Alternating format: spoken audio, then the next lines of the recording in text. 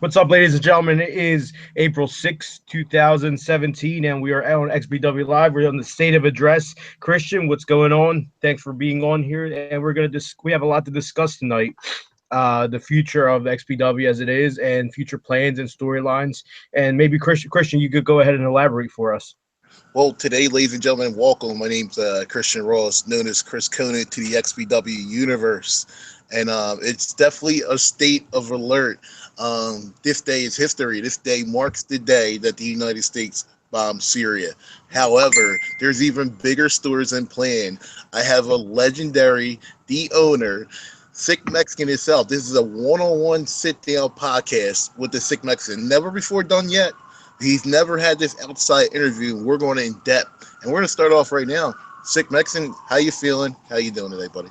I'm doing good. I'm doing good. And like you said, this is the first time I'm doing an interview. Better late than never. But I wanted everyone else to get their opinions, getting everything out there before you got Sick Mex to go on here and put my 2 cents in the situation. I'm grateful for everyone that's been under the XPW label. And we're keeping going in 2017, and we're going to see where it goes. It's not going to be XPW forever. But back to you. I want to hear some of these questions that people got to And ask. definitely, I'm going to start off with a little spoiler alert. We're not going to get into it yet, but we will get into it during this podcast. XBW will not be around for the long term. Just a little tease right there. However, getting into XBW, how did it start? And I'm glad you asked that. XPW was never meant to go on this long. I mean, we started right after WWW. What was that? 2002, 2003. I got the idea. My parents bought me the Cool Pix camera, and it filmed these little digital clips. So we started fooling around with it. You know what I mean? I thought it was cool to put the mask on and do like a suplex, a DDT on this little Muslim kid. Moose. He was real cool. You know what I mean? I wish he was still in the country. We would definitely have him come back. But that's how the whole concept of XPW started off. I was a big CZW fan. I was always amused by the light tubes and all that. So put two and two together. I had my camera. Let's do this. Let's rock out. And it was fun, and the rest is history. But again, back that was my dream growing up in high school. I wrote it in my 8th grade school book. I wanted to be a pro wrestler. So started off XPW. And it was never meant to go this far. I'm happy it did, you know what I mean? But it made a lot of a lot of history. We made a lot of friendships. You met a lot of my boys. We met a lot, you know what I mean? It has a lot of history in it, and I'm happy it went off that way. And 14 years later, look where we're at right now. And maybe even before that, but 14 years later, I probably would have never had best friends like I have now. I probably would have never had good friends like I have now. I probably would have never ever met certain people if it wasn't for XVW. Sick Mexican, you are a huge part of that because you started it. What made you start it? How did you start it? And where was the home at? Again, we started off with the little Cool Pix camera. I thought it was a cool idea to film myself and this kid up in my backyard. We started doing clips. We started just throwing each other on shopping carts. And then the dude Justin Iglia, who was the cameraman at the time, he was like, "Oh, my dad's dating this dude. My mom's dating this dude. My mom is dating this dude. Excuse me. Wow." And his kids are into wrestling, and they do wrestling. Why don't we invite them? It turns out these kids were Mike and Gar, Mysterious G and Unknown. And then we started fucking around with the camera, suplexing each other. We started with the light tube stuff. They brought in Sniper. And then it kept on growing. You know what I mean? Every week every Friday we were doing it. We started off in my backyard, but we were limited to so much. So we went off to this kid Justin Iglio's the 3rd floor. We were able to trash his house. Like, it was ridiculous. We had spray paint on the wall. We had I the think not to cut you off, Just. I seen something at 12th Street Park too. Was that a home at one point, or was that just something you did different events at? No, we started off at here, then we went to Justin's house. We kept on getting banned. His grandmother would come up and we were banned for a couple weeks, so we were doing it at 12th Street Park. We were doing it at the one on 6th and Federal, at Park on 6th and Federal. Okay. Oh yeah, 6th and Ward.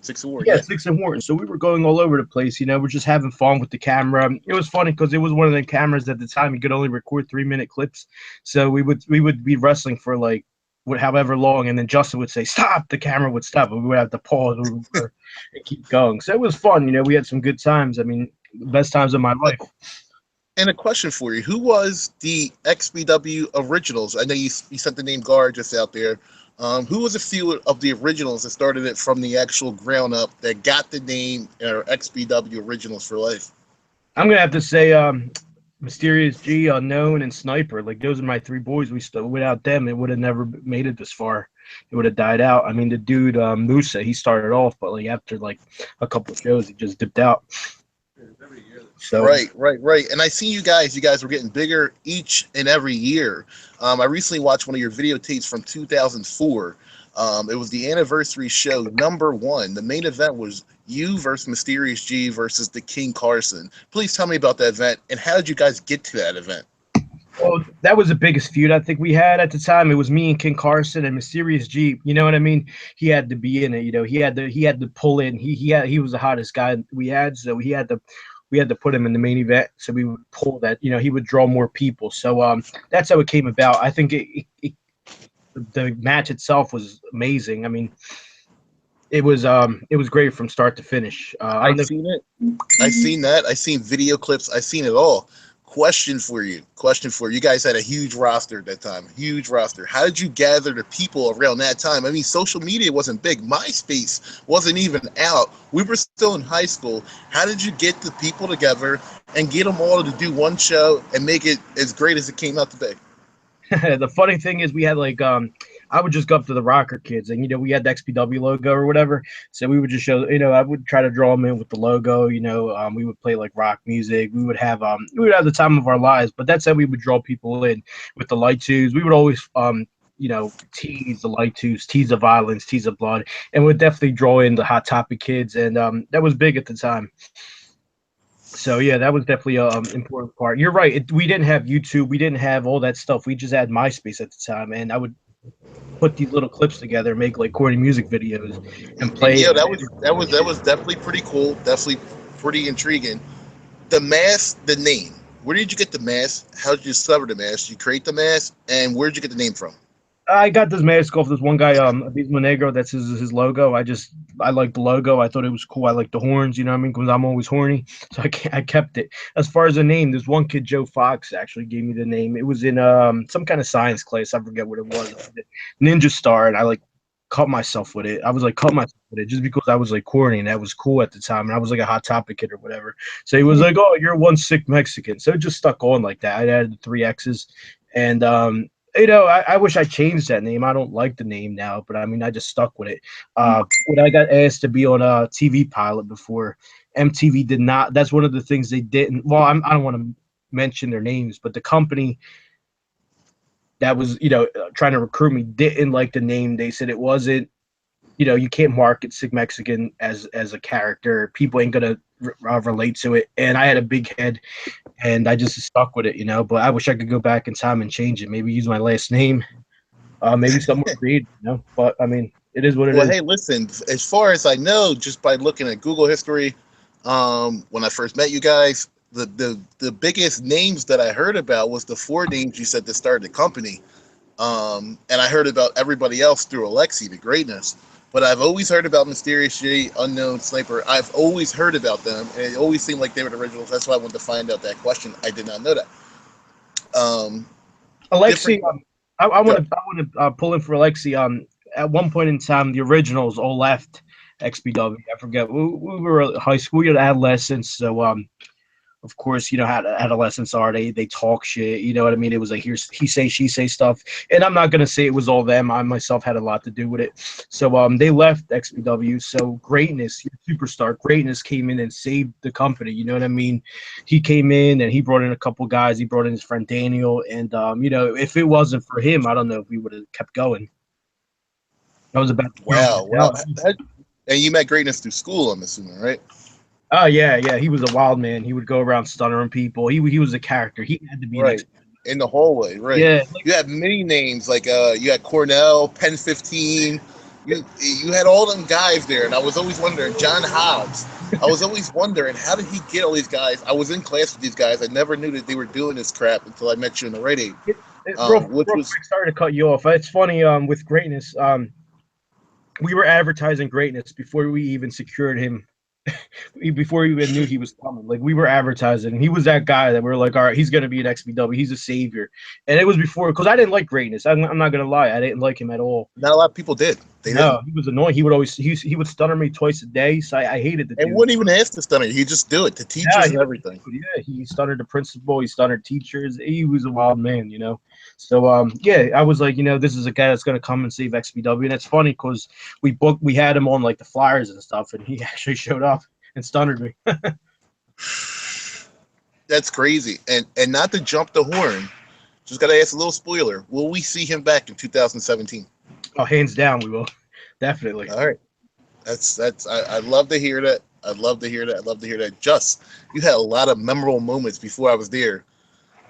Tell me what's your most memorable moment that on a highlight reel for you and what match it was with, and tell me which one of them, and tell me one that's one of the most heated backstage or impromptu matches during that era. Before you came along, that's a hard one. You know what I mean? There's so many I could name. I had a lot of beef with Kid Monster, real life beef. Like real life beef with Kid Monster. You guys seem like you were Yeah. best friends when the camera rolled. What was the beef? I can't even remember, to be honest with you. It was one of them things where he would just say something and it would just annoy me. I spit at him a couple times. I punched him, to be honest. Maybe I shouldn't. Maybe I went out of line because he didn't deserve it. Like But I mean, real life punch, like real life. straight up rocked him because Like, it was like, you know, I was trying to impress the girls that would go there, and I mean, maybe I was a jerk. But I mean, that's how it is. well, what's one of your most memorable moments or matches that you had during the beginning stages of XPW? Again, that match you brought up, the 1 year anniversary match, was pretty good. My mask got set on fire. We had at that point in my mind, I was like, you know, we had a lot of people watching it. It was fun, you know. We were just out there having fun, you know, beating each Yeah, other up, each other. and tell me this. What was did anything grab heat? Was it heat back then? Besides the Kid Monster thing, was there real heat situations that came up? Was there real heat animosities came up? Was there a real heat situation that came up ever back then? Was that even irrelevant back then? I mean, we're all impoverished, you know. I mean, for the most part, we were all young, impoverished kids. Little shit would set us off. Greatness and Greatness and Mysterious G got in a fight at the back. Tell me about that, because I hear bits, piece. You know, I hear the ending, I hear the beginning, I hear the middle. What exactly set them off? Because they're very good friends now. But what set them off? And I'm glad that we're still irrelevant in 2017 to say that this is refurbished now. I don't even know, to be honest with you. The thing that was I know they were gonna fight going into that event. I knew they were gonna fight, but they were gonna fight each other. They were gonna fight Justin Niglio because the dude Justin Niglio allegedly hit his sister, and she was like underage or whatever. So going into the event, I recall that they were gonna fight him. They were both gonna attack him, but they ended up attacking each other. They ended up fighting each other, and then Justin Niglio was one of the people that broke him up, and then Gar attacked Justin. It was all funny. It was all fun and games, you know. I don't think there was any real heat. We were just young, you know, dumb, impoverished, and you know, again, that's what we do. You know, that's what we do. We're young and dumb. Right. I mean, And that was there. the fact that What was? Tell me. the fact that people are, I mean, at this day and age, people hold on to little grudges like that, or people start little he say she say things like that. I mean, it's a little annoying, but I mean, again, we gotta. I'm here wearing a mask. It's 2017. I'm still wearing a mask. Who am I to say what's right and wrong? You're absolutely right, but nobody knows really right from wrong nowadays. And here is the thing, just about that. The mask. People still know you by the mask. They know you by the name, by the mask. Just everybody knew who you were when you mentioned XPW. Of course, they knew the other names, but people knew who you were. Why? Was it? I hear two different opinions on that. One is the guy got reeled over. He used to kill himself in death matches. The other one was he was a great promoter and putting himself over. Which one is it? Is it a combination of both? It's probably a good thing nowadays in 2017. Yeah, I mean, every person will say a different story about that. You know, I used to get a lot of heat because in the music videos I would put together and put a lot of my stuff in. People say I exaggerated a lot with my matches because I would put like a lot of the violent spots. It wasn't all violence, you know what I mean? But all in all, I think it was a little bit of a mixture of both. You know what I mean? And Mike had a lot to do with it because he presented this school project where, we were all bloodied up. We were all it pretty much looked like a cult. The school referred to it as a cult because we had our XBW logo. We had, we were set on fire. It was a bunch of controversial things. Myself, him, and Kid Monster all got taken out of. Tell me about that product real quick. What was it, and how did it become, and how did he present it? Oh, Like the what was? project. I don't know exactly Yeah. how he presented it, but it definitely it was cool. It definitely scared his teacher into telling like the principal and the disciplinarian. So they took us out of class. I mean, it was big enough for them to take us out of class and try to get us evaluated into the Friends Hospital.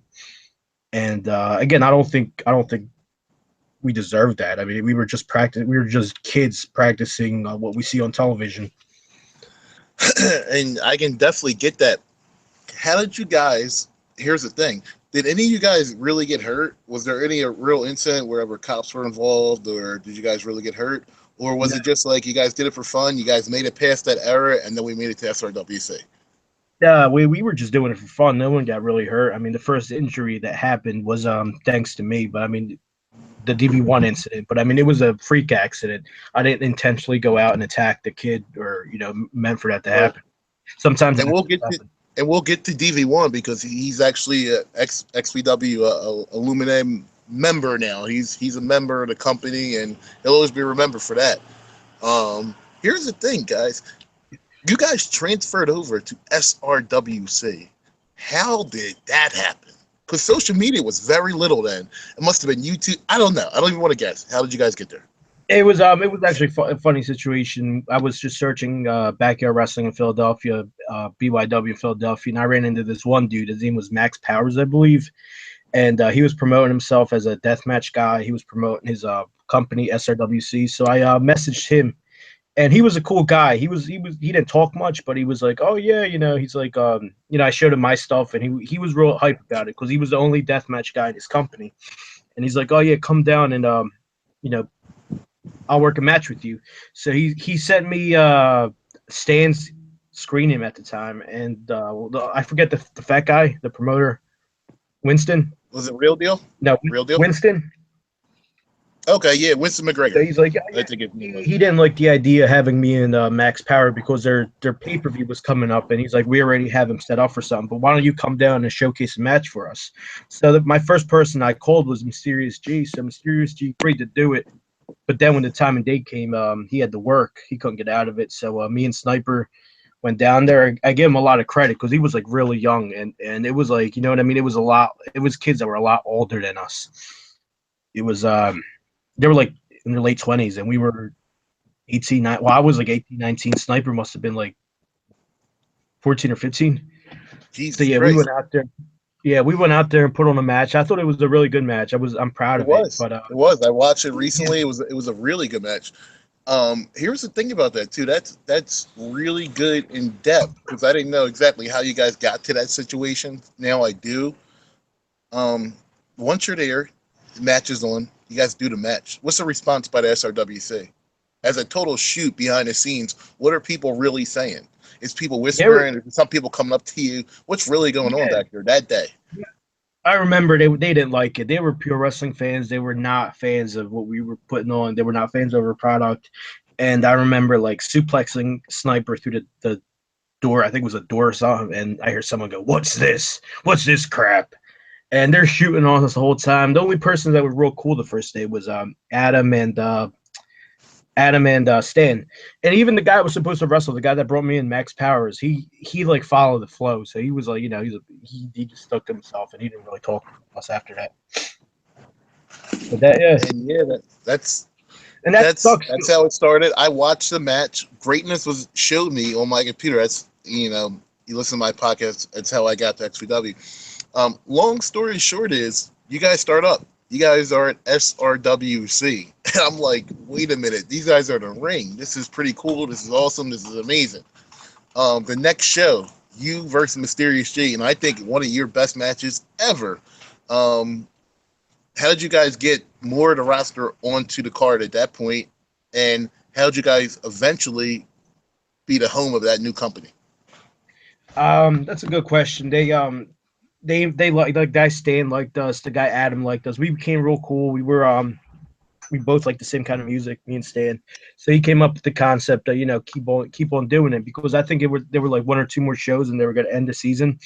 So he was like well, look, this is how we're going to do. You're going to bring your guys over to the next pay per view. You're going to wrestle for under SRWC. You're going to put on a great match, and I'm going to start a feud. Like, I think Stan interfered, did something in the match, and he's like, I'm going to start a feud. We're going to start a feud with you, and then I'm gonna join XBW at the end of the feud, and this is gonna be our new home. And you know what I mean? That was awesome for us. We had a ring, we had everything there. So that's how that's how it went. I mean, the rest is history. We took over. We did what's a pay per view with me and Mysterious G. Mm-hmm. Well, do you remember the name of it? I just remember the SRWC symbol. Was it And, Sanitarium? no, that show wasn't. That show was something else. But I remember the symbol. I remember you guys going through like 2 tables or something. I was like, yeah, that's fucking cool. Get me there. I was there the next week. It was hot. Yeah. We went Um, all out. You know what I mean? That was we had that was the world title match for XPW. We had the out. In my opinion, we definitely outdid their was world there a title. title switch during that match? No. Okay. No, Mysterious G walked in. Yeah, that's the last time. That was the last time me and him wrestled up until 2 months ago. Jesus Christ. So this feud's been going on for a while. Yeah. So rewind your history a little bit, Just. How many times are you world champion? What is it? If you count How many times are you XBW world champion? the last time, 7 times. 7 times world champion. So on paper, right now in XBW, you actually hold the record, I believe.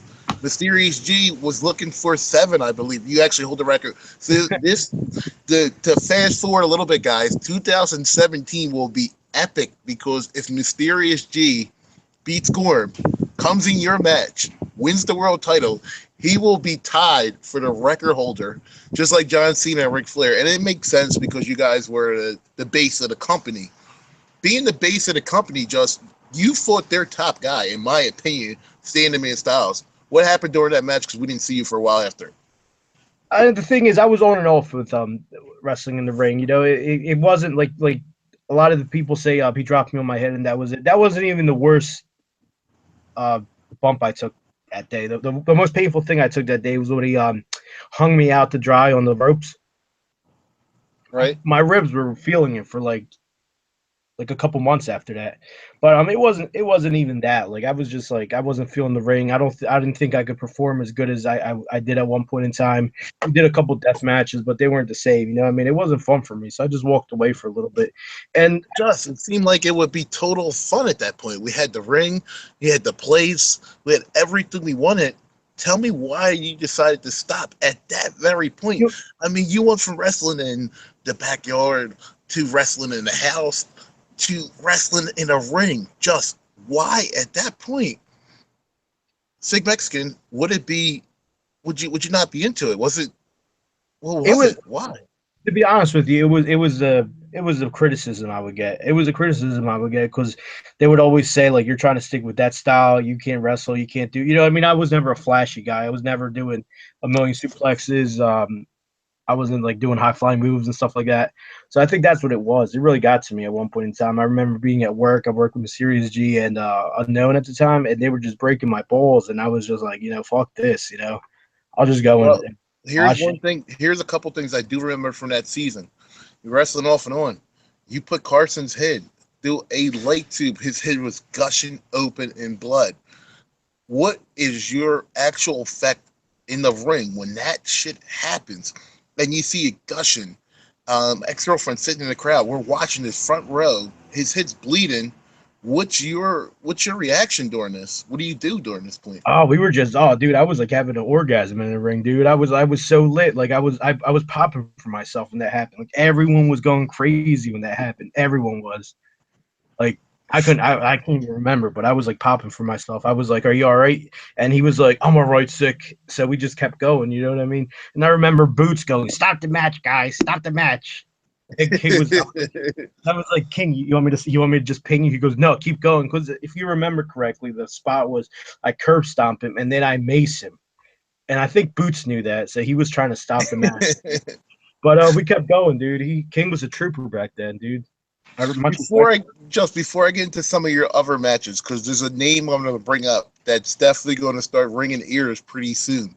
But before I get into that, what was your favorite SRWC XBW match? And it doesn't have to be yours. This is a question from the Q&A. I'm gonna have to go with my favorite match. It's gonna have to go with it has to include SRWC guys and XBW guys. It doesn't have to, but just from that era. Oh, from that era. Sheesh. Mm-hmm. That's a good question. I would have to go with Take a second to think about it while I put over XBW Dreamwage, which is probably going to be coming during May area. More than likely, guys. We can get the ring situated. We can get set up. We can go up there, practice a couple times, do a couple practice shows, get this show running right. I want all these shows running right. And guys, whether we have 5 people or 500 people, I want to run it like there's 10,000 people in the crowd. So I want to run them like there's like a real pay-per-view, because sooner or later, especially by XPW Hardcore Halloween, we're going to be going live, guys, and we're going to be going live in front of a huge crowd in an indoor arena, and it's going to be popping around that time. So just to let you know, and a little insight on where we're taking the company in direction. But just back to you, just favorite match. It doesn't have, you don't have to be involved in it. During that era, during the Stan era, what was your favorite match at that point? My favorite match, hands down, has to be Stan and Mysterious G, because it was started off in SRWC. The feud started off in SRWC, and their match, that final chapter, that final match, didn't happen till Hardcore Halloween. So it was built up. You know what I mean? It was building and building and building, and you know what I mean? And I think they I feel bad because I think me and you stole the show that day to the time where, like, I don't think anything could have topped that, our matches. Right, You know what I mean? right. But And personally, from you know what I mean, from the XBW owner, from founding this shit, you know what I mean, that really like made me realize, wow, you know what I mean, we're going places. We got Stan the Man Styles wrestling Mysterious G. At the time, he was like cool because he's like, you know, he's a lot older than us. In my opinion, he was cooler than us. So yeah. he had the cool look. He had the cool gimmick. He did the super kick. The girls liked him. He had the hot look. You know what I mean? That was cool. I got over it time. I get it. Just Q&A. I'm going to do one more, then I'm going to get back on with the podcast. Then we'll do a couple more Q&As. All-time favorite match ever done before. And you can take a few minutes to think about it, a few seconds. Can you repeat that? I'm sorry, you cut off. What's your all-time, this is a question from the Q&A, what's your all-time favorite match you ever had in your whole history? That's a good question. I have too many. You know what I mean? I feel like if I say one, I would be cheating. What's your top 3? And then tell me about your top one moment at that point. The first one again. I'm gonna get a lot of heat for saying this one, but my first one has to be with Crazy Drew, because, and here's why. I know the guys, you know. And I was gonna get there. This is my next question. You confused me now. That was my next question, but go ahead. The thing about Crazy Drew is I feel like I proved something, not only to myself but everyone else. Because again, going back to like the he say she say, you know what I mean, I would criticize a lot for the deathmatch stuff. I would always say, you know, you can't put on, you know what I mean, you're just using clips of yourself. But in that match, I think I got my ass beat. I got my ass handed to me, and I was pretty sick that show. I was about to cancel out, but I remember, like, I forget who it was. One of my ex-girlfriends at the time was there, and she was like, or someone, I forget what the fuck it was, but they were like, you know, they came out to see me, and I was like, you know, if it's that one person or whatever, I'm not going to. So I went all out, and I think it was pretty good. I think I carried him pretty well, and overall, I was happy with it. But I remember, like, people like Stan and Mike came up to me right after the match, and they were like, "What the fuck's he doing? You had to carry him," and I did. But I mean, overall, it wasn't as bad as everyone says it was. Yeah, it wasn't quite Roman Reigns, AJ Styles, but it was close to there. And here's the thing about that. Crazy Drew didn't sell a thing you did. And people looked at you, you don't understand. I looked at you like, this guy is crazy, does his deathmatch, light tube. This is the first time I've seen this shit ever. I didn't go to indie shows. I didn't go to CZW. I'd never seen light tubes done before. So when I see you perform it on somebody, I'm like, oh shit, that's wild. The dude's cut open. How's he back up? That's why the IWC at that period of time shot on the match. And here's the thing about it though. We didn't know right from wrong, which I completely understand. We're all young then. It is what it is. But being a favorite match, I gotta agree with it because because people still remember it in 2017. You know what I mean? If people could still bring up his name in 2017, then that means it meant something. You know what I mean? Here's a Yeah. question for you, Justin. I'm going to refurbish my question that I was going to ask you. I was going to actually bring him up next. How did you meet Jason Cage, Crazy Drew, and Chris Carnage? That tried to ripple my name. How did you meet them guys? How did they get there? What happened? What's that story? It's funny. I was talking to this one girl, Holly, on Facebook, and she started coming over to the shows. She started bringing her friends, and I believe she started bringing this girl Tabby, who we later you used her in a major storyline that's still going on today. Um, but yeah, that's how they got introduced to the company. Holly brought in her friends. She brought in Tabby, and Tabby brought in Crazy Drew. She brought in the guy Sean, and Sean and them brought in Jason Cage. That's how they all came about. But yeah, it's I funny. didn't know that. It's I funny. didn't know Here, that. before we go any further, it's funny because again, XPW interacted with these people's lives because when they came in, Tabby was married to Holly's brother. She brought in Crazy Drew, and you know the rest is history. It pretty much speaks for itself. But I didn't know any of that. But I'm glad to get personal with the story because now we know a little bit more. The XPW universe knows a little bit more of how we actually got there. Um, so yeah, that question just totally mind fucked me just now. So I'm just like, wow. Here's a quick question for you, Just. Will we see any of them guys or girls that you mentioned in XWW 2017? And is that for sure? no, definitely. You know, I've been talking to a lot of people. There's definitely going to be people from the past coming back, and I don't want to spill out their names because I know it's going to cause controversy or whatnot. But yeah, you'll definitely see some very familiar faces. This And the thing about 2017, we will go over with everybody well before, what do you think about if we bring this person in? What do you think if we not bring this person in beforehand? But people have contacted Sick Mexican because he showed me, we talked about it and said, well, what's the pros and cons of it? Well, we got to talk to the XPW locker room first. We want to make sure everybody on the 100% the same exact page as us. If not, nobody's coming in. It is what it is. And that's the way we're running business nowadays, guys. And we're doing this for everybody. We want everybody to be like, oh, yeah, that person's cool. That person's cool. If one person says no, we don't want them back because that's a cancer. We don't want no cancers in the product whatsoever. definitely. Talk about a cancer. Talk about a cancer. Let's bring up a cancer. Stan the Man Styles, Chris Sniper. Chris Sniper said to me personally, I should have been world champion 10 years ago. But Sick Mexican told me no, appointed because of Stan the Man Styles. He said Stan the Man Styles talked his way for an hour long on the phone with Gar, and then Gar had the phone on speakerphone, something like that, along them lines. But either way, Chris Sniper didn't win the belt. What's the real story? Tell me from start to finish what happened with that, please. I mean, it's I can't remember like the full story, but Stan didn't have a lot to do with it. I was the one who made the ultimate decision. People are going to say I hide behind Stan or Stan will hide behind me, but that's not the case. I didn't think he was ready. Again, you know well, people the title heavily changed hands a couple times. Certain people, and I didn't think Sniper was that person at the time. Um, that's the reality of it. It didn't have nothing to do with Stan, but yeah, he was definitely pretty lit when he Well, what's heard. the story behind it? Like, what happened? Because Mysterious G told me I'm getting a tattoo. He was dating his girlfriend at the time. I'm getting a tattoo. I want to drop the belt Yeah, yeah, and to Sniper. at the time, That was usually the agreement back then. But we want more business wise than it want what's best for business at the time. Was Stan best for business, or was Chris Sniper probably the right choice at that time?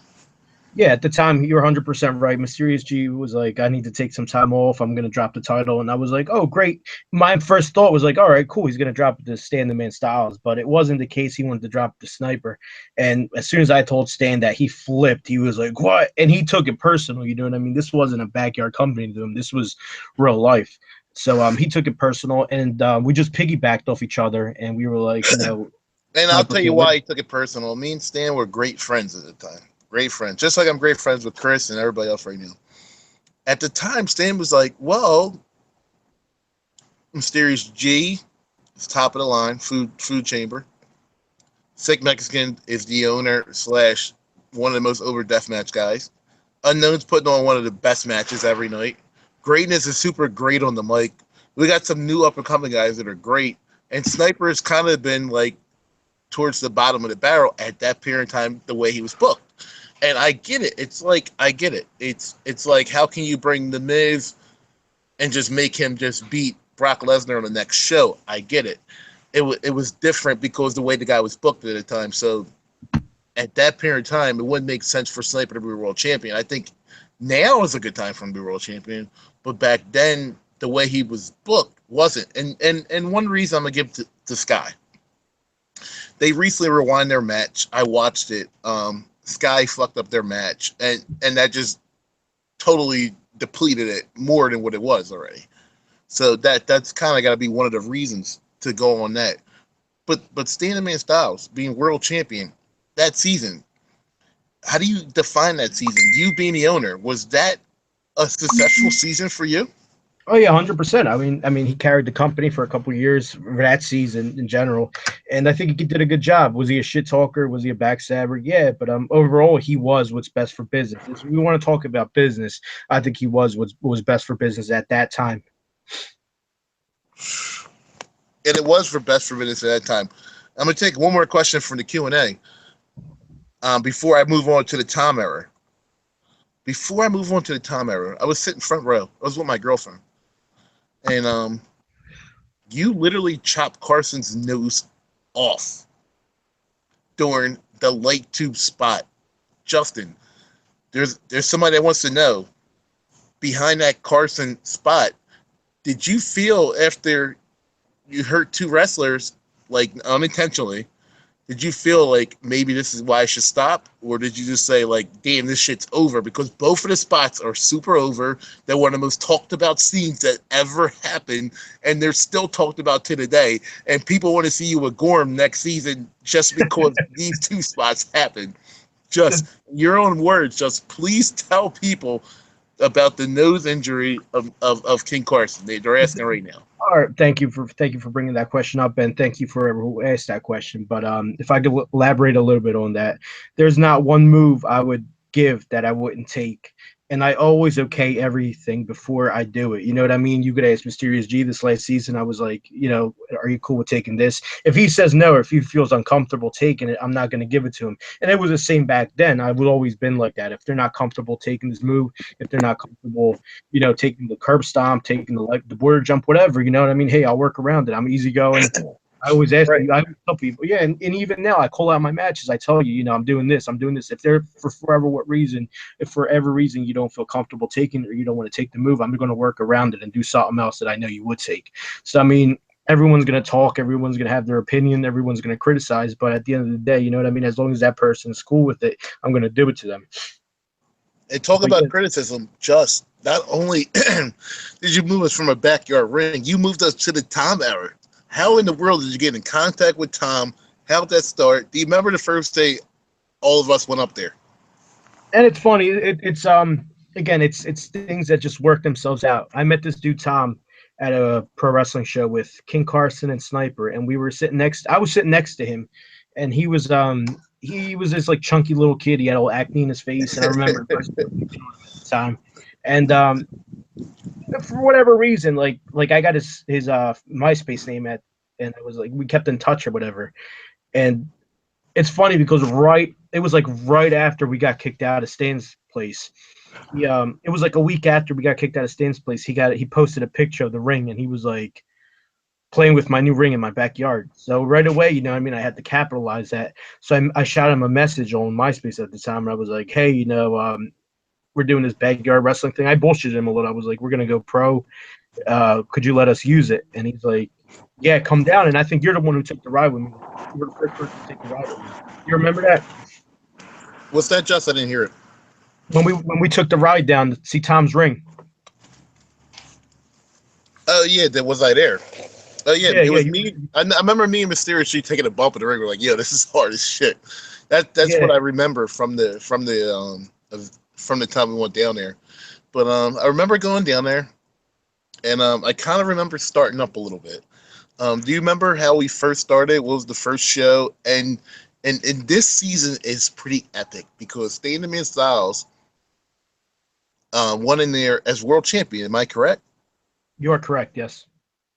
You No, remember the hardcore? You remember? that's a Go ahead. lie. That's a lie. That's a lie. I think Unknown went in there as a world champion. No, I think we're both wrong, but I'm going to capitalize on this real quick. You know why? You Um, know why I want to say that? You know why I want to say Unknown went in there as a world champ? Because I believe the first match he wrestled Tom and he jobbed to Tom, and Stan took it personal. Stan called me up and he said, "This is why we were never going to make it anywhere. You can't have a world champion that jobs to a guy for the first time."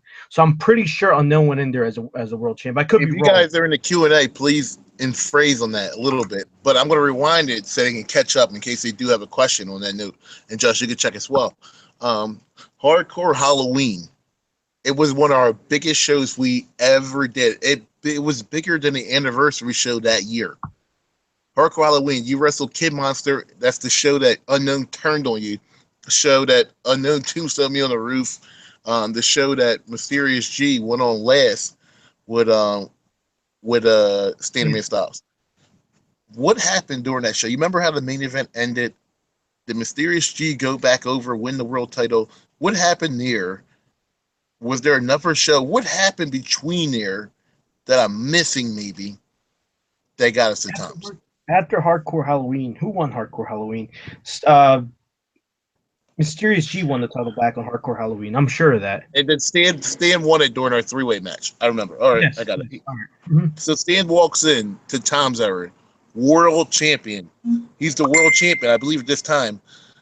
And then what I believe that, and this is a talk between me, Sniper, and Unknown. We were starting the Legion up around this time. Around the time of Tom's era, we're starting the Legion up around this time. And if I can remember correctly, I said to Unknown one night, I want to put the belt on you. I ran it past you, told him what we're doing. You agree with the idea. The Legion, putting the belt on Mike. And completely honest, as a total shoot, we're all boys nowadays. Did that kill the company by putting the belt on Unknown? No, I thought he was a great champion at the time. I thought he was very powerful. He was very strong. I liked his character. He was really into his character. So no, I thought I think that was a great move. Did Stan like it? No, but I mean, at that time he started being sour. He wanted to do his own thing, and he wasn't getting away with it at the time. And that's why things went sour with Stan. That's why things went down south with him. But no, as far as Unknown as champion goes, no, I thought he was a great champion, and I don't regret making him champion. I definitely agree with that because it's one of my favorite gimmicks that I've ever did. I had one of the most. I always bring this up. Tom era is my favorite ever until this season goes on. I'm hoping this season becomes my favorite season, my favorite era. But one of the main pictures, because this is a podcast about Sick Nixon, one of my main pictures is you and DV1, the guy who counted 1, 2. Oh, my arm hurts. My arm hurts. He couldn't count the match for Sky and them. Why did you want to match with that guy? Tell me. Nobody want to touch that guy with a 10-foot pole. That's why. Because again, I see these people like a King Carson. You know what I mean? They need to get carried. And the thing about working these people is you can't work Unknown with this guy because Unknown's going to try to do all these moves that these dudes ain't going to take. So you just got to do a brawl. You know what I mean? You got to use weapons with him, and that's what I'm known for doing. So why not? You know, I seen no one wanted to wrestle this dude. Everyone wanted to fuck him up. So I was like, yo, put me in a match with DV1. You know what I mean? And overall, I mean, it was a memorable match. I don't think it was as good as I thought it was going to turn out to be, but it happened. And poor DV1, he lost an ear over it. It was a last man standing match, just with you and DV1. Nobody expected it to be as big as it turned out to be, but we still talk about it 10 years later, which is epic. Just DV1. Was there money in this guy, or was he a jobber? And just keep it real as a straight shoot. There might be money now, but before that, was there money in this guy, or did you look at it as a jobber? I'm gonna create. Well, how'd you take it? before I even get into that, that match has a lot more meaning to it than a lot of people know. I was talking recently. I had a sit down interview with Jason Cage, and he informed me that that was a match that started. What is it? Rage, their company. They started off Rage. SRWC. No, it wasn't SRWC. The company after that, that Jason Cage and Stan started up. Yeah, RWS. RWS. There you go. He said that match is what caused RWS to start because they didn't want no one getting hurt. They didn't want death matches around anymore. They wanted straight pure wrestling, and they wanted to get away with the gimmicks, get done over with the gimmicks. So yeah, he informed me that that's the match that really got the ball rolling, and yeah, they started their thing. But I got a question for the Q&A real quick. What stood out for you during the Tom Era season with us involved? oh, I thought we were transitioning into something real. You know, that, in my heart, I believe that we could do it from now. You know what I mean? You had the salt and pepper gimmick. You had a lot of good gimmicks, and you had a lot of great ideas. The thing is, no one was on board with that, Chris. You know, a lot of people, you know, they'll say they like the idea to your face, and then you know what I mean. They'll talk shit behind your back. They'll shit on the idea. That's the one thing I didn't like about that. Yeah, it's fun. That's all fun and dandy because you're gonna have ideas that people like. You're gonna have ideas that people don't like, and that's okay because that's America. You're supposed to say, "I like this. I don't like this. I like this. I don't like this. I like this. I don't like this." But what will work? We got to find out. We got to wait. Salt and pepper. If we bring that back, it will still be talked about 10 years later. 100%. It 100%. is what it is. Ideas that work. The baby daddy gimmick is it got brought down to who's the fucking baby now. That's how crazy the gimmick got. Not that it's over, but it's still talked about. It is what it is. Just you that season. What's your most memorable moment? Bringing up them moments. What's your most memorable moment of that season? That season has to be the DV1 incident, of course. That was a pretty scary incident, to be honest with you. But overall, I thought the season started off great. You know what I mean? You had salt and pepper. I really popped for that, and I wish it kept going. You know, I wish more people were on board. I wish I And it was. started organically. To be honest with you, it started organically. It started organically. Like people started catching on to it. They hated each other. Literally, they hated each other. It worked. It caught on. And there's some of the best gimmicks that catch on organically. Ones that ain't made up. Put the guys together like Cesaro and Sheamus, and it just works. I like it. Works. Yeah, and then you had the DV1 gimmick where I think you could have done a lot with. He's just stopped coming. But remember, you had him with the newspaper. You had a lot of good ideas that season, and again, it just fell apart because people weren't on board. People wanted to do their own thing, which is cool. You know what I mean? I was pretty stubborn with ideas, but I mean, it's a new era now. It's 10 years later, and we're all on board. Hopefully. And thinking of doing your own thing. People say this killed the company. People say one, the Legion killed it. People say two, Sick Mexican killed it. And I go, how? And when I asked the question how, and I asked this out of the horse's mouth, which was Stan and Jason Cage before we started RWS, which we're about to transition onto right now, they said nobody wanted to be there for the Hardcore Halloween pay-per-view, which was supposedly our biggest pay-per-view of the year at that time. Just you weren't there. You had obligations. Mike Octane, unknown, wasn't there. Had obligations. That show, the company got killed. That show by Stan and Styles. What was your intake on what happened, and what would you do to change it, or do you leave it as be? I leave it as be at that point in time. I had a lot of stuff going on in my life. I didn't really care for XBW. It was a blessing getting away from it, to be honest with you. It was lack of management. It was lack of me actually producing the stuff we were filming. So yeah, I was definitely a big part of the downfall. I'm gonna admit to that. So yeah, I mean, Stan was right. Just if you could do one thing that changed what happened at that point, would you change anything, or would you just let RWS form at that point?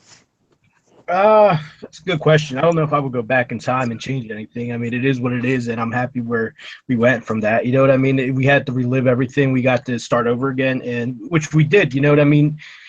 Many years later, but no, I would let it. I would let it be as it turned out to be. Yeah, and if I just have to ask you one quick question, RWS, do you feel that there was any heat during that time? Do you feel that there was any real life animosity when your heart and soul, your people that started from the ground up from you, do you feel that there was any real life tension that went to RWS? You have people like Mysterious G go over, people like the Unknown go over. Me, Chris Kuhn, who started late in the business, go over to that company, but you had a lot of the people that you homegrown, like Sky, Brilliant Bobby Banks, Jason Cage, who you brought over, Standing Styles, who you made a world champion. These guys start a company, not only start a company, but start a company in the ring, in the place that you found. What was your real feeling? Because I can only imagine how you're really feeling. I mean, it was petty shit. I mean, it is petty shit. I was a little mad, but again, it was like something I was done and over with. It was in my past, and I didn't want to do it no more. So it was like, whatever. It is what it is. And that's my stand on it. And it was what it was. I didn't care. And I got to ask you a question, because there was a period of time that me and you weren't real good friends at one period of time. It was after this period of time. But was there any real heat when people transition over? I heard your promo that you cut on Mysterious G. I felt it inside. I felt it.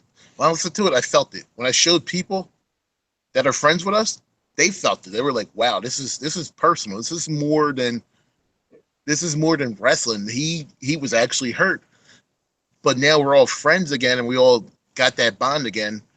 Were you actually feeling the way you really felt? That was 2008, I believe, correct? That was the last time he wrestled for us, and I was a little pissed off because we were, you know what I mean, we were trying to work with what we had. We lost the ring at that point. Tom went crazy, and he didn't let us in the ring anymore for whatever reason. He wanted us to pay him or whatever. So yeah, we stopped doing the ring over there. We were doing it in the woods again where we still homegrown, and we had a good amount of people. We had like Craven on board, we had Beast on board, Mike Fatality at the time on board, his guys on board, and Mysterious G just up and quits on us. Again, I see his point now, but back then it was like, wait, why are you quitting on me? You know, we're trying to start it up again. We're trying to get our feet off the ground, and you're gonna quit on me like that? Like it didn't even. I don't know. It just didn't make sense to me. But yeah, I guess I I, wasn't. I feel your point on that. I absolutely do, and I'm glad that we rekindled things. But we'll get there before we rekindle things.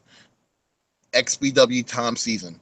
What was your favorite moment besides you and DZ1? What was your most favorite moment or favorite alliance, favorite match, favorite thing that happened? Because there were stipulations during that season, there were special moments, there were surprises, there They was were, ankle lock challenges, there was different stipulations, there was wrestling in the woods. What was your favorite moment out of the whole season? Was it Beast? Was it Craven? Was it Greatness? Salt and pepper. Unknown, Mysterious Street. Who was it?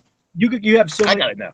you have so many points in that season. You have so many things the factors that play into that season. But one thing I loved about that season is I really believed, starting 2007, I really believed that we could transition into something bigger. You know what I mean? You started giving characters life. You started elaborating what they meant and what they stood for, which I really liked. That was never done before, and you finally put a face to, you know, what they do or how they would act, which I really like. So that was my favorite part of 2007. And then we're going on, and then we're moving on. And as we move on a little bit, you have matches elsewhere, um, plenty of different companies. One of the matches you actually had with me before, when we were good friends at the time, we had an epic one in Atlantic City, which I like. With the promos to today are one of the highest viewed promos I've ever got, and I thank you for that because you were involved in it. And it takes two to tango, guys. But after that, 2009 opens up for you, Sick Max, and it opens up for you, and you're going head on head with what it seems like the WWE company, even though you guys were the WWE. So either were you guys WWE or they were WCW, it didn't matter at that point in time. You guys were going head and head every Sunday with big name guys that are on the indie promotions, and you guys are going head and head with them guys. And your biggest line on that is, "Look who the world champion is, AJ Hudson." Please tell me right now. Well, Do you think that was a good decision or a bad decision by UCW by making AJ Hudson the world champion, going head to head with you guys? Yeah, my honest opinion, I thought it was a horrible decision. It was a joke. I mean, why would you put AJ? You know what I mean? AJ Hudson, someone who just he always wants to be a part of everything. He always, if you put him, he wants to be a part of the. He will want to be. He'll want to open the show and main event the show at the same time. So yeah, everyone knew AJ Hudson, and everyone knows how he is. So everyone's like, what the fuck? Why? How are you gonna make AJ Hudson be the world champion? He was And by making him the world champion, Sick Mexican, he actually became the biggest name in the backyard company at the time because by making him the world champion, this wasn't my decision. I clearly wasn't booking at this time. But every week we would watch the show, AJ Hudson's name would get mentioned. And that would be a cool thing for that period in time. But your matches, your camera views, your angles, everything seemed like it was just perfected better. Even though we might have had the guy who choreographed the videos better, might have had a better DVD cover, but the performances, and if you go to the show live, I don't know if they were actually performed better or not. I was in a different company at the time. Sick Mexican, what was your outthought on saying we're going 1-on-1 with UCW? We know who they got over there. They got some pro guys pulling the show. We're going to go head to head and we're going to kick their ass. What was your thoughts? Was that your thoughts? Yeah, 100%. Because it's the thing. I brought back into the thing. I was like, I forget who I was talking to, and they wanted to do XBW. And I was like all hyped about it. And I was like, it was more of a competition for me. And the fact that you guys had UCW, we had XBW, it was like you guys had people we didn't like. We had people. Well, it was all he say, she say bullshit again, but it was hype for us. You know what I mean? So going into it, it was more of a challenge. I had to put the best product we had. I made Ozzy the booker. He tried his best. I got to give him credit. A lot of people say it was shit, but he tried his best. He tried. You gotta. It's not an easy position to be in. You gotta try it. It's not easy. You have like a 50 person. I mean, not 50, but you have like a 20, 30 person locker room. It's hard to please everyone. I don't think he was that bad overall. I think he could have done a little bit better. But again, I was stubborn. And I wish I could have let you guys, I mean, I'm not going to lie. AJ Hudson contacted me and said, I'll wrestle for you. They're cool with me wrestling for you. They contacted me. They were going to send over some of their Psycho D. They wanted to send over Psycho D for a death match. He wanted to work a couple death matches. Ben Rivers wanted to come over. I think Big Heater, the other guy, Hatred, wanted to come over. One of them wanted to come over. But again, we had we had our ego up our asses, and it didn't happen, which I regret now. I mean, that would have been awesome to see. UCW versus XBW would have been magic. That's what everybody wanted to see. They wanted to see XBW versus UCW. They wanted to see everybody collide. That's what everybody really wanted to see. AJ Hudson, if he would have stepped into Tom's Arena, he would have got a Roman Reigns pop. There's no doubt about 100%, 100%. And that's something I regret. I wish I could go back in time and change, but I mean, and me too. And Just, this is a straight shoot. I'm going to ask this. This is coming from the heart. Just, I contacted you when I was leaving from Atlantic City one night. I had the UCW title on my hand, on my shoulder, and I was holding the belt. And I said, and you called me actually. You said, "Yo, what's going on with you and UCW?"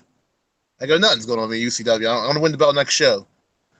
And you said, "No, you might be fired." At that point in time, I said to you, "Oh, well, if I'm going to be fired, I'm going to show up there next week." Just why, at that point in time, if I have the UCW title with me at that point in time, why not say, Chris Conant, come over to the company.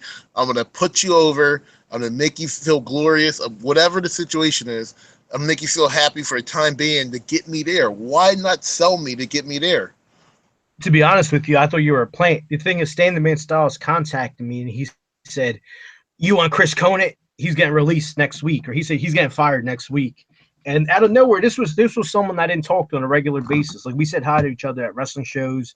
I mean, I was cool with him or whatever, but we weren't like buddies. And out of nowhere, He met me on MySpace, and he's like, "You want Chris Conant? Take him." So I thought you were a plant. You know what I mean? I thought, oh, this guy's up to no good. They're going to use him. We're going to give him a belt, and he's going to go over there.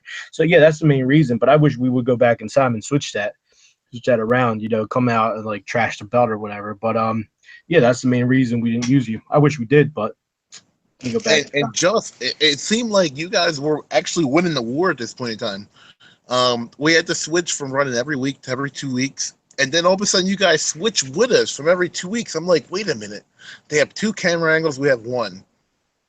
We got AJ Hudson's the world title, they have Eddie Drexler. Why would they try to go down to our level? We're running just a weekly show on a Sunday night. The production was probably better because we had a professional guy running it, naturally. But why would you guys start running every 2 weeks? Was it a ring situation, or was it like let's match up with them? Because it just seemed like you guys were like We you just guys had the lead. It seemed like why would you guys give it the lead at that point? we were just burning out. You know what I mean? It was too much at one point in time, so we just decided to go every other week. Um, we had the star power, but at one point in time, like the death matches, the hardcore matches were getting too out of hand. Not violent wise, but like it was like putting two jobbers in there and didn't know what the fuck they were doing. Um, Overall, I think they were running out of Ozzy was running out of ideas. We were getting bored with it, and that's why we decided to go with 2 weeks. You guys had a huge roster at that time. I'm not We even did gonna lie. It was triple the size of ours. I remember some memorable matches with you, Browns, and Morte. Elaborate on them.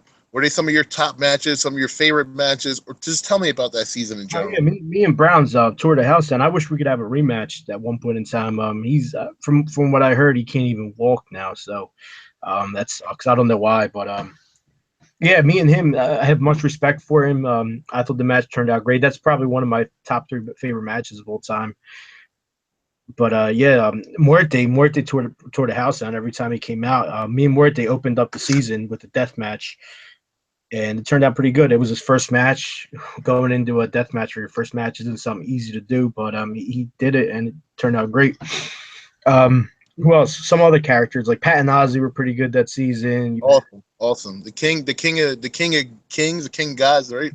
Yeah. That season, you really got to see King like push down in the card in that season. I mean, he went from being a superstar to being on like the opening pre-show. You know what I mean? He was like a Dolph Ziggler. Right, the guy that can get over, but can get over anywhere in the card. I agree with that. Here's the thing about that season, Just, and I think this was one of the epic seasons for you guys because the big thing that you guys always shot on was you guys have the crowd. You guys have the big audience. You guys have all the fans there. And you guys did. You guys had the camera angles. The fans are like, why can't we show this angle over there? Why can't we do this? Why can't we have the fans screaming like they are? You know what I mean? And that's one of the big things about how you promote, how you put people over. And I absolutely love that. I absolutely adore that. Yeah, And 2000, got 2007 was definitely a memorable. I mean, 2009 was definitely a memorable season. Again, it ended abruptly because the city's zoned the house. They said we got violation of zoning or something like that.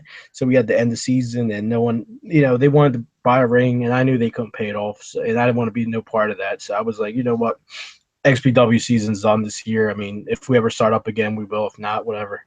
But yeah, that's what happened. what was your most memorable moment about that season? It was so many spots. There were so many things that were awesome in that season. Probably my match with Browns. That was awesome. Like the pop I got from like 50 something people at one point in time. It was, you know what I mean? It was unbelievable. It was ridiculous. That feeling. You know what I I mean? That's like an indie audience right there, Chris. They're all I, pop. I, oh, listen, I definitely agree with that. And just not in the fast forward things a little bit, just you got that pop back when we went to LCW. Just please tell me, you had terrific matches there. One with me, and they all were super over. I love that crowd out there. I can't wait till we do another show with them guys. Please tell me what you love about LCW. What was one of your favorite moments out there? And the crowd was amazing, bro. The crowd was crazy. The whole experience was amazing. That was the first couple of times I wrestled drunk, and they were definitely some of the matches that I will always show people. I mean, they were solid matches. They were crazy, had crazy spots. The Mm-hmm. people went crazy. The people watching online went crazy. The whole experience was nuts. And it was fun. The whole drive was fun. The drive up there was crazy. The drive back was fun. You know what I mean? Eating at what was it, Denny's?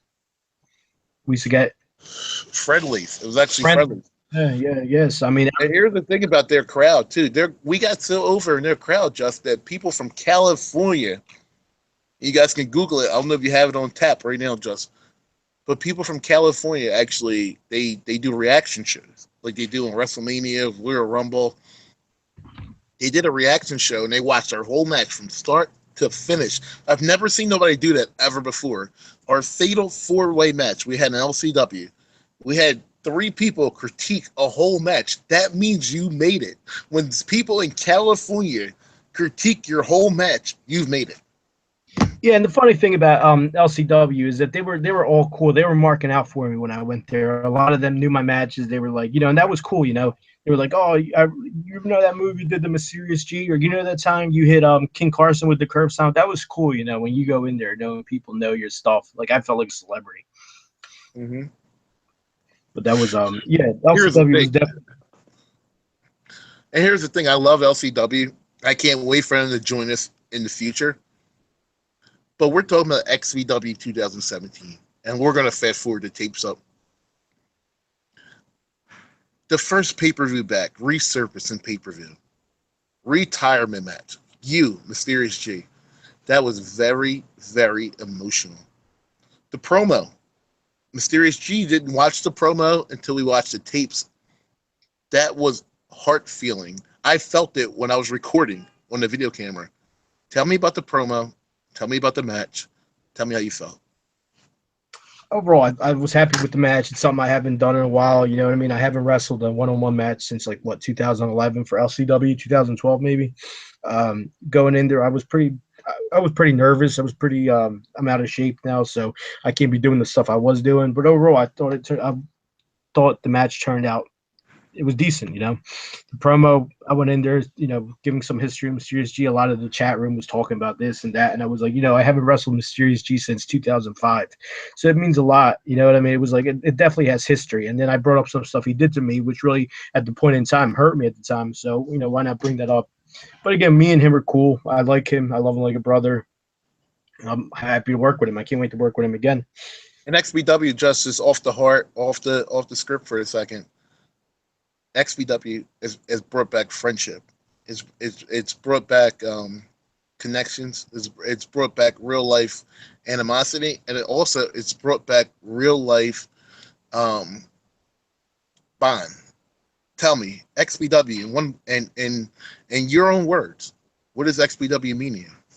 It means family, it means brotherhood. It means a lot of good stuff. You know what I mean? It brings up some of the best times in my life. The thing I don't like about this new season is everyone has an ego now. Because some of us went pro or whatever. They'll throw that in my face. I mean, I'm sick Mexican. You know me. I've been on a lot of fucked up websites. That's fuck.com, consumptionjunction.com. I've been asked to be on TV shows for. Yeah, I've been asked by Crown Royal Entertainment to be on television programs but are like on, MTV. I don't want to throw that out there because I wasn't on there, but I got asked to be on the show for them. And again, I'm not going to throw that out there because who am I? I'm 29 years old, wearing a mask, living in my parents' house. I don't have an ego. It is what it is. It's backyard wrestling. We were wrestling in the woods like 2 months ago. No one should have an ego on that, And thinking about the woods, that was last month, 2017. In 2018, to fast forward the tapes just a bit, where do you see XBW? And I'm going to rephrase that. I'm going to hashtag this. I'm going to bold letter this. Where do you see hashtag bold letters XBW? Do you see it not around? Do you see it being gone? Yes or no? Yes. Yes, I definitely do. It's definitely our last year running. Hopefully we could transition into something better. I myself am doing some promotion for, I don't want to get too into it as, what I'm portraying myself as now, as my role right now, but we're going to try to evolve. We're going to try to transition into something bigger. We're going to try to run this into a business, have more professionalism in this, and like I said, transform this into a business, into a legitimate business, have some real names on the card, train these guys. We have Fredo Majors training. We have another guy training the crew, and, get this off the feet, get this running, hit the ground running, and knock everything out the park, get some real legitimate names out the professional wrestling business to host the shows. And you're great with coming up with ideas. I think it's money to be made. And before I get into the closing questions, I want to get into some in-between questions really, really quick. Just a few names I want to throw out there that I think are going to be hot names during this season because I feel as though they're hot. And tell me if they're not. SP Gorm. Is he the Roman Reigns of the company? Is he just too hated? Is he lovable? What is up with SP Gorm, Mr. Gormley? Is he a hot commodity? Is he a DV1? Is he a Thomas? Is he a King Carson? What is SP Gorm? Because every day I'm in the chat, I see his name at least one time. That means he's the hottest thing on the card, whether people like it or not. If people don't like it, they got to stop saying his name. They want to bring his name up. If people don't like something, like, all right, Carlisto's little brothers and them, nobody brings their name up because we don't like them. We don't want to see them. We want them to go away. Gorm is different. He gets the Roman Reigns effect. Do you feel that way? As he has is he a Roman Reigns, a DV1 type, a Tom type? What is DV1 in the owner's eyes? SP Gorm. SP Gorm is a funny character. You know, I'm a fan of his. I like what he does. I like his work. I like how he carries himself. I think a lot of people don't like him because he does some stuff that is very unique. It's very different. He takes a different approach to things.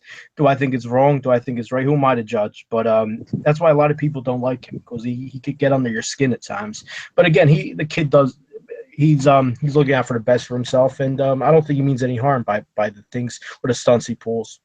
If I really thought he was a threat, I wouldn't invite him, or I would tell him, you can't be in the chat room anymore. So overall, I think he's a good guy. He definitely has that Roman Reigns heat, and I look forward to seeing how his character develops in the season.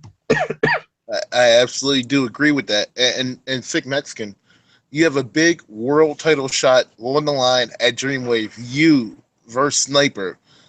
Do you see Sniper, whether you beat him or not? Do you see Sniper as the face that runs the place right now, the new franchise of the company? Or do you think that Mysterious G can somehow sneak past SP Gorm, which I think he can, because they're just going by experience? The franchise versus the new GM, I think Mysterious G probably can sneak by him unless Chris Conant or Mysterious G pulls another name out the hat. Another name out the hat that will not get Mysterious G there. However, Mysterious G gets there. You, Mysterious G, fighting at the top of the ranks to be reigning holder of the XPW World Champion, or do you see a new ever unfolding this season? Just shooting from the heart, shooting as a fan. What do you say? The thing about Sniper, he didn't really.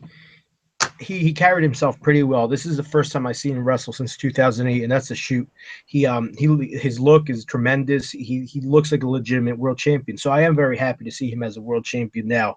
His spear is phenomenal. His spear will spear your soul out your body. So I definitely see him running with the belt this season. He's a great champion. He's building his character. I want to see what his character transitions into. So I wouldn't mind seeing him as a world champion, being a fan of him. As far as Mysterious G goes, we've seen what he does. You see how his matches, how he carries himself. I would like to see him as a world champion as well. He carries himself great, and he's something you're familiar with. You would like to see him with these matches against these new guys like Joe Cool, Joey Muerte. There's something new that he has to bring he could bring to the table. You know what I mean? So it would be interesting seeing him as a world champion as well. So it's gonna be cool how this match plays out. And Sick Mex brings the violence to the table. So if Sick Mex actually does walk out with the title, you're gonna see a lot of violence. We're gonna make XBW violent again. And I see a lot of great things happening during this season, and this is one of the most anticipated matches of the season. One of the most over matches that we're probably ever going to see during the XPW season ever. We'll probably never see these three guys in a ring ever again, and that's legendary. With the legendary feuds you had with Sick Mexican, with Mysterious J, Unknown, and Sniper, we'll probably never see these feuds ever again. And bringing Gorm into the plot is kind of like bringing a DV1 or a King Carson into the plot. I get it. It's over. It's working right now. To close out, before we close out, where do you see XPW getting at this season, and what's next for XPW? The thing about XPW is we got to try to run it as a legitimate show. You know what I mean? I think there's a lot of time delays. There's a lot of stuff that needs to be cut out. You know what I mean? Like we brought up earlier, this needs to be run like a business. We need more unity. We need to stop with this, breaking balls and stuff. I get it. Some of you are impoverished with IQ. No, I'm fucking around. But yeah, this has to stop. We got to start looking at it as a business mind frame. You got to look at it from, if you're a fan, are you going to really want to wait 10 minutes for the matches to happen? You know what I mean? Like, we just have to have more professionalism in this far as everyone's characters. I want to see everyone's characters develop into something. I want to see people, distinguish the difference between a heel and a face in XPW. And again, Chris, with your help, we're going to make this great. We're going to build great storylines, and I see a lot of good things coming our way. I agree with that. Just right now, I want you to be a fan for a moment, okay? Fantasy warfare has hit Justin, Sick Mexican, right now. What are your top 3 fantasies, if you could just predict fantasy booking right now, to happen during this season of XPW? Whether it be a new world champion, somebody is Iron Man champion, surprises to come in, a new Money in the Bank winner, a new Royal Rumble winner. What are your top 3 fantasy right now? The main thing I always talk about, and I always talk about it with my girlfriend, I always wanted to see Beast's character transition. I really popped in all, I'm legitimately saying this. I really popped when you put that video of Beast. I'm the motherfucking Beast video. Like, I really popped for it because, I mean, you gave him the ice punch. You made him start knocking out people left and right. But then XPW 2007 stopped. We started 2009 again, and his character never really went anywhere. They never really gave him an opportunity to evolve. So I'm really excited to see how his character transitions. The Beast, you know what I mean? This guy from, what do you call himself? The Gothic gangster. I want to see how he comes into play. Are we going to see the world title on Beast? Possibly. Never say never, right? Never say never in this business. Before we close off, I'm going to give you 3 names, just like we always do on every podcast. Just I'm going to start with Unknown Octane. What's your take? What do you see from him in the foreseeable future? Unknown, he's great. He's an overachiever. He's a great friend. His matches are solid. You and him tore the house down last time, and I'm looking forward to seeing him win the world title again this season.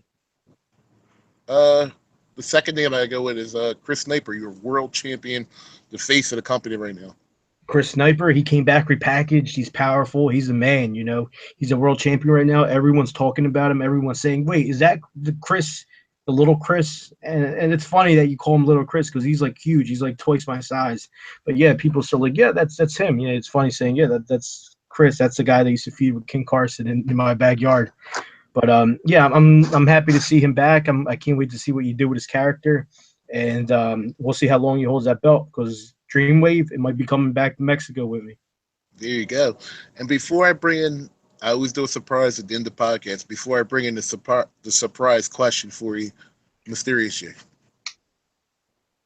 Oh, that's my guy. That's the last one. Mysterious G's great. I'm glad he's back. I'm happy he's back. He could tear the house down. You could put him. He's someone that you could put on against King Carson. You could put him in a match against you. You could put him in a match against SP Gorm. He's going to put on a great match. He's going to put on a great show. 5-star match. And yeah, I'm happy to see how he's going to carry himself against SP Gorm, a guy that everyone hates. But this match is going to be phenomenal. I'm going to be a fan of this match, Chris. This match is going to be talked about for the next 5 years.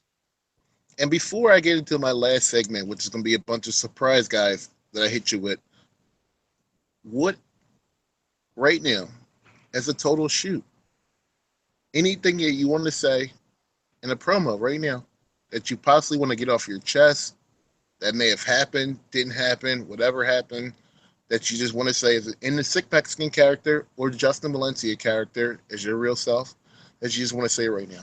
No, I just want to say stop with the petty shit, Like, there's so much hate going on, Like everyone just needs to be cool and be on the same level. We can't be threatening each other. We can't be, we got to all be united. And, we're having fun. We're trying to take it to a business level. We got to be professional and be united. Together we stand, And I think everybody agrees with that, Justin. I think everybody is on the same page with that, hopefully right now, and I think we will be in the foreseeable future. Just surprises coming to the company. Hardcore Halloween, just I want to be indoors for that show. I want to run it like a live show. We're going to run every show like a live show. Just any spoilers for after XPW? We said this in the beginning of the show. We said XPW won't be around from a year from now. Explain on closing moments on what you mean by that. Where do you see the company at a year from now, and how do you want to end this podcast? Well, I want to end it off by saying that Hardcore Halloween, hopefully it'll be our last show we ever run under XPW brand, and then we could transition into something better. I talked to you about this before. We're going to try to run this season as a pro show. We're gonna have the clipboard. We're gonna have the matches set. You know what I mean? You're in charge of this. You're in charge of the characters. No one's gonna get over on you. But we gotta run this like as a pro show. You know, going forward, once Hardcore Halloween hits, we're gonna make that decision if we could transition into something bigger. I already have a couple pros that are down to work with us, so we'll see how it goes. That's my spoiler right there. Just, it's been nice. It's been great having you. One of the most in-depth guys I had a podcast with. Just spoiler before you leave. You can say yes or no to this question. Do you want to give a possible name for what we'll name the company, or should we wait and see what the company evolves into first? Now, I want to. I don't have any names picked out. I mean, I came up with ideas. I want everyone to give me some feedback. You know, what do you guys think about this? Shoot it in a direct message to me. Shoot it in the chat room.